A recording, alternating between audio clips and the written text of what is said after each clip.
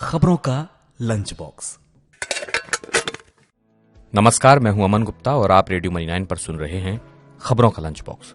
गो first की ticket booking पर लगी रोक, एचडीएफसी बैंक ने कितना महंगा किया कर्ज और सिल्वर ईटीएफ में कितना बढ़ गया निवेश, बताएंगे आपको आज के बुलेटिन में। और इसके अलावा बिजनेस फाइनेंस से जुड़ी कई और खबरें हैं। तो शुरू करते हैं खबरों का लंच बॉक्स। बैंकों में जमा बिना दावे वाली रकम वापस करने के लिए चलेगा विशेष अभियान।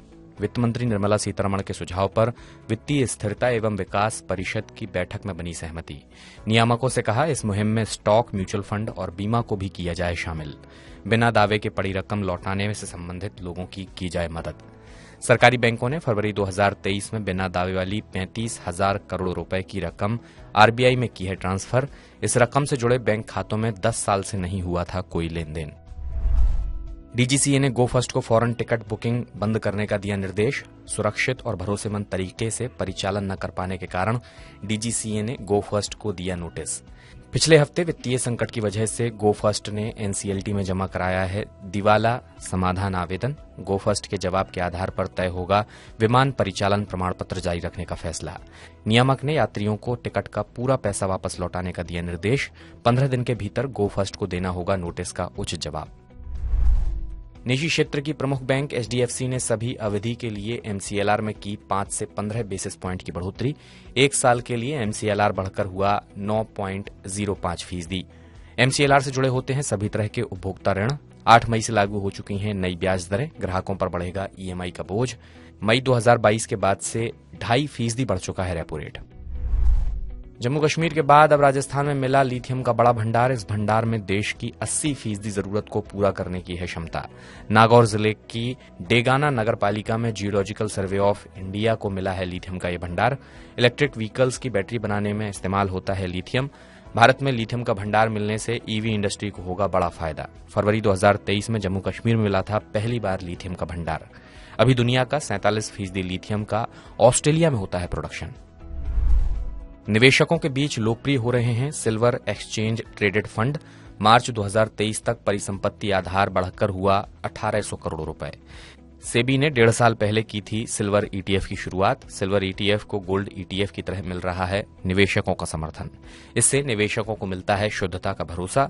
भौतिक भंडारण का नहीं होता कोई झंझट। बाजार में इस समय मौजूद हैं 7 सिल्वर एक्सचेंज ट्रेडेड फंड। औद्योगिक मांग बढ़ने से निवेशक कर रहे हैं चांदी ईटीएफ में निवेश।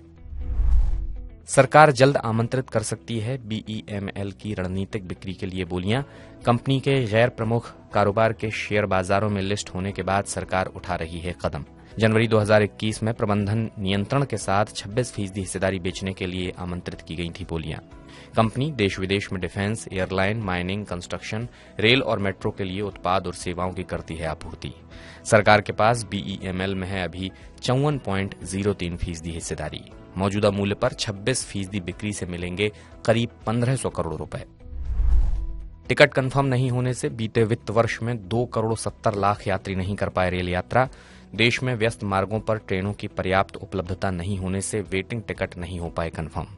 वित्त वर्ष 2021-22 में ऐसे यात्रियों की संख्या थी 1,65,00,000। टिकट कंफर्म नहीं होने से यात्रियों को होने वाली असुविधा बनी हुई है एक बड़ी समस्या। रेलवे लोगों की मांग पर ट्रेन उपलब्धता बढ़ाने की कर रहा है कोशिश। ट्रेनें बढ़ने से प्रतीक्षा श्रेणी वाले टिकटों के निरस्त होने की कम होगी आशंका। पीएसीएल के 19 लाख से ज्यादा निवेशकों को वापस मिले 920 करोड़ रुपए। इन निवेशकों ने कंपनी के ऊपर किया था 17,000 करोड़ रुपए का दावा। कंपनी ने कृषि और रियल एस्टेट कारोबार के नाम पर लोगों से जुटाया था पैसा। कंपनी ने सामूहिक निवेश योजना के तहत अवैध रूप से 18 साल में जुटाई थी 60,000 करोड़ रुपए की रकम। मूल प्रमाण पत्र का सत्यापन कर फरवरी से शुरू हुआ पैसा वापस मिलना।